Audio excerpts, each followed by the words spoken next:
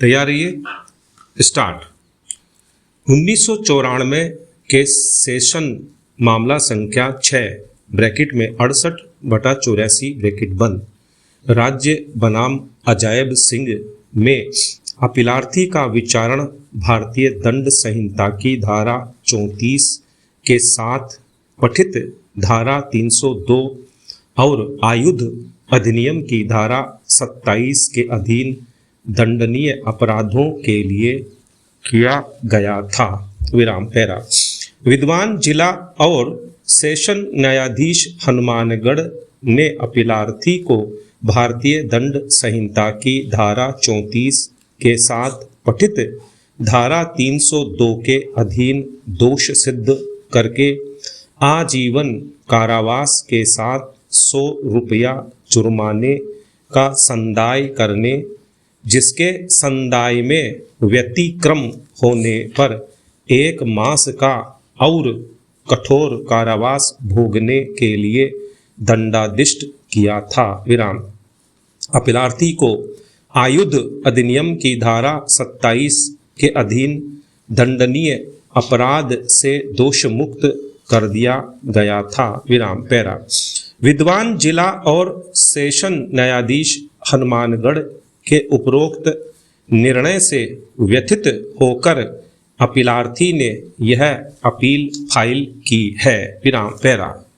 अभियोजन का संक्षेप में पक्ष कथन यह है कि तारीख 28/5/1983 को प्रथम इत्तिला रिपोर्ट दर्ज किए जाने के लगभग 3 मास पूर्व मृतक दर्शन मुनि धानी बख्तावर सिंह वाली से ग्राम लीलावली गया था। विराम।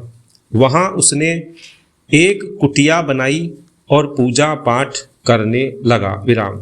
मृतक दर्शन मुनि गुरु केहर दास का शिष्य था, जो मरवे थाना मनसा में रह रहा था। विराम। मृत्यु के पहले 3 अवसरों पर मृतक दर्शन मुनि के पास सुरजीत कौर उर्फ मंजीत कौर नामक महिला आई थी। विराम। हर अवसर पर उसके साथ 3 व्यक्ति और एक चालक ड्राइवर होता था। विराम।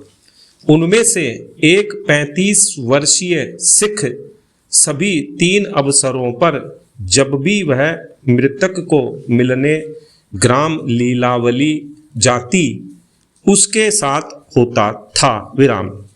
शेष 2 व्यक्ति जो सुरजीत कौर उर्फ मंजीत कौर के साथ आते थे, सभी 3 अवसरों पर उसके साथ नहीं आए थे और प्रत्येक अवसर पर 2 भिन्न भिन्न व्यक्ति उसके साथ आते थे। विराम।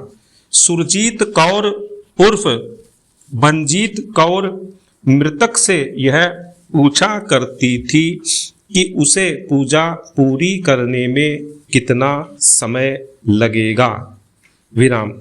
मृतक 12 बजे पूर्वाह्न से 2 बजे अपराह्न तक पूजा के लिए अग्नि के निकट बैठा करता था। विराम। तारीख 28/5/83 को लगभग 1:30 बजे अपराह्न किसी ने थाना संगरिया के थाना प्रभारी को फोन पर इत्तिला दी कि ग्राम लीलावली में दर्शन मुनि नामक एक साधु की पंजाब के 3 सरदारों ने हत्या कर दी है। विराम। यह इत्तिला प्राप्त होने पर थाना प्रभारी गोपाल राम अभियोजन साक्षी 10 ने रोजनामचा में इसे लिखा और थाना से रवाना हुआ। विराम। ग्राम लीलावली पहुंचकर वह मृतक दर्शन मुनि की कुटिया पर गया और वहां उसने मृतक के शिष्य मक्खन दास का कथन लेखबद्ध किया। विराम। मक्खन दास द्वारा किए गए कथन का उपयोग प्रथम इत्तिला रिपोर्ट के रूप में किया गया, जिसके आधार पर अन्वेषण प्रारंभ हुआ था। विराम। मक्खन दास ने थाना प्रभारी को एक कागज दिया जिस पर पंजाबी भाषा में कुछ लिखा हुआ था और बताया कि वह कागज हमलावरों ने मौके पर फेंका था। विराम।